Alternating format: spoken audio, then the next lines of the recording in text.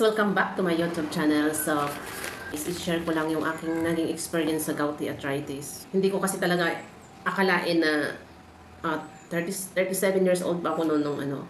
So, ngayon okay na, wala, hindi naman na bumalik. So, gusto ko lang i-share yung aking experience kasi baka mayroon din kayong nararamdaman na binaliwala nyo lang.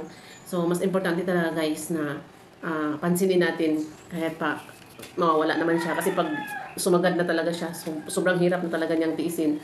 So, ganda pa rin talaga guys na habang maaga pa, maiwasan. Kasi pag ano na talaga siya, nagsagad na, sobrang hirap at saka sobrang sakit. Especially sa experience ko na kapanganak ko lang. So, nagpapadidi ako. So, sobrang hirap.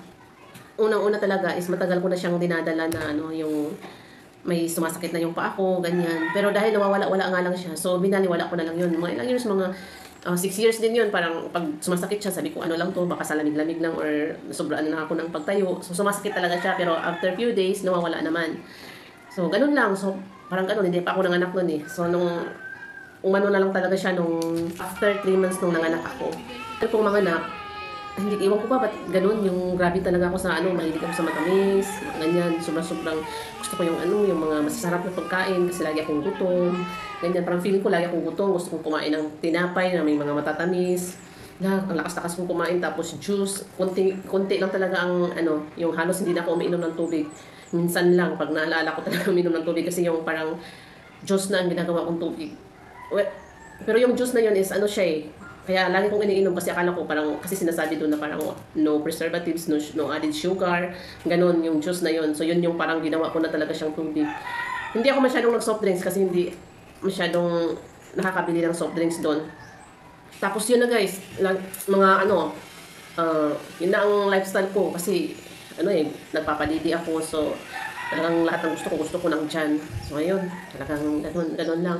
Tapos after 3 months guys, doon na talaga ako nakaramdam ng ano, yung lagi kong nararamdaman na sakit, yun yung unang sumakit talaga siya. Tapos wala lang ako kasi nga nasanay na ako na ganon. So feeling ko mawawala lang din siya. So parang nagtuloy-tuloy siya guys na masakit na talaga siya, kumikirot na. Pero hindi pa rin ako na ano, natuloy lang ako sa ano, nag-enjoy sa pagkain, juice pa more talaga.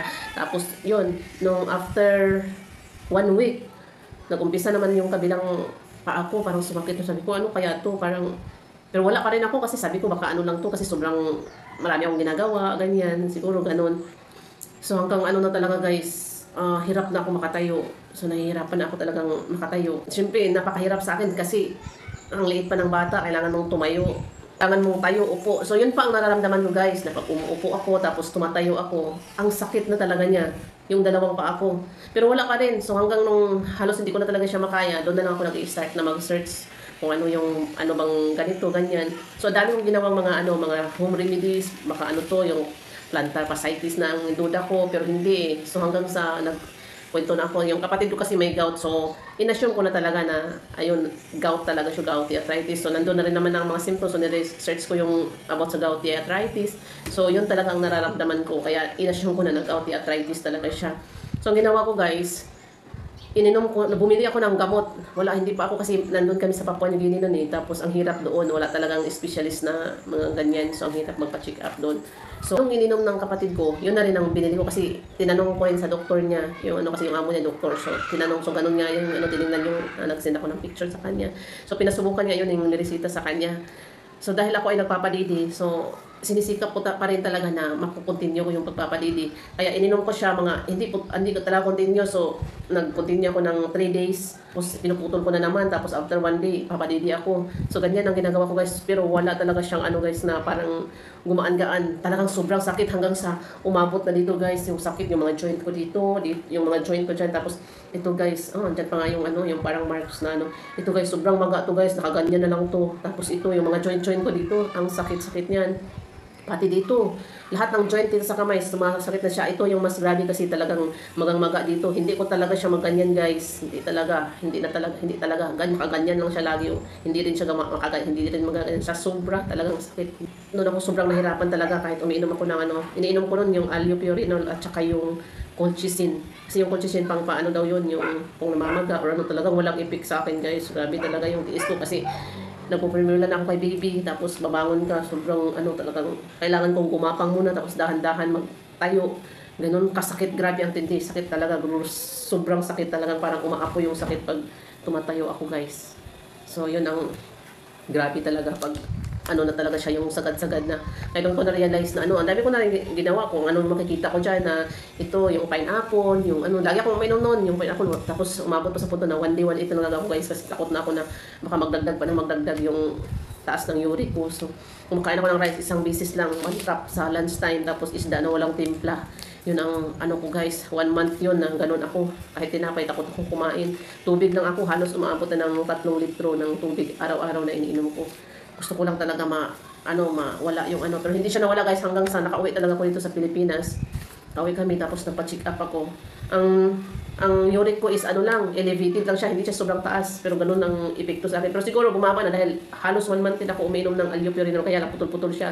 Hindi siya talaga continue na ano, pero halos isang buwan yun kasi 30 pieces yung binili ko nun. Tapos yun na nga guys. Ang niresita ni Doc sa akin dito sa Pilipinas is ano, niresitahan niya ako ng Fevistustat. Ilagay ko sa screen guys. Fevistustat. Fevistustat. Paano ma-pronounce siya? Yun yung niresita sa akin ni Doc. And then yung colchicine, marang ilang days lang inumin. Kasi yung colchicine, wala namang pamamaga eh. Kung namamaga at saka sobrang sakit, yun, inom ka ng colchicine. Pero sa akin kasi hindi na siya masyadong namaga nung nandito na ako. Pero sobrang masakit pa rin talaga siya. Masakit pa rin talaga siya. Sobrang sakit pa rin niya. Pero kere-kere lang. Pero wala na masyadong maga. Pero ito, talagang nakaganon pa rin to. So, nung nag-inom ako ng ano, so yung colchicine yata, ininom ko mga ano lang, mga 3 days, 4 days lang yun. Tapos yung Fevistustat na ano, mga ano yatang niresita nila, 1 week, parang 1 week. Yun sabi niya pag hindi umano, magbalik ako, check up, follow up. Pero asawa ng Panginoon guys, nawala talaga siya, mga 1 week yata yun. So, hindi na rin ako bumalik sa doktor hanggang ngayon. Okay naman, hindi na siya bumalik. Tapos, ano, normal na ako ngayon. Magkain ako ng ano. Pero, umiwas talaga ako guys, especially dun sa mga pagkain na matataas yung purines. Ang ano lang talaga ngayon guys, yung pagkain ko is, ano talaga, puro isda na lang. Isda na hindi malalangsa. Yung mga ano, yung isda sa bato, yun yung hindi malalangsa. Like, una, hindi ako kumakain sa mataas at purines yan. Yun, iniiwasan. Pwede nyo i-search guys kung ano yung mga pagkain na matataas yung purines, yun yung iiwasan nyo. Kasi yun yung magpapataas ng ating uric acid. Basta masasabi ko lang guys, may mga symptoms na kayo, kung na yung antayin na sobrang lumala na. Kasi po na yun, kumakain pa rin ako ng minsan, may mga birthday, yun guys, grabe dami ko talagang kinakain ng mga masasarap. Pero pag araw-araw talagang umiwas ako sa mga, minsan, mga twice a week, ano, nagluluto ako ng karne, makain pa rin naman, pero talagang, ano na, iwas na agad bakit kung isda na lang. So, yun lang ang masasabi ko guys. Huwag nang antayin na talagang sumagad na talaga siya kasi sobrang napakahirap. So, yun lang naman ang ano dun eh. More on water ka, tapos huwag palaging soft drinks, ganun. Okay lang naman siguro pag minsan-minsan, pero talagang tubig talaga yung ano yung pinaka the best na uminom ka ng maraming tubig araw-araw. So, hindi na ako kumakain na guys ng mga processed foods. Pero minsan tumitikim-tikim na.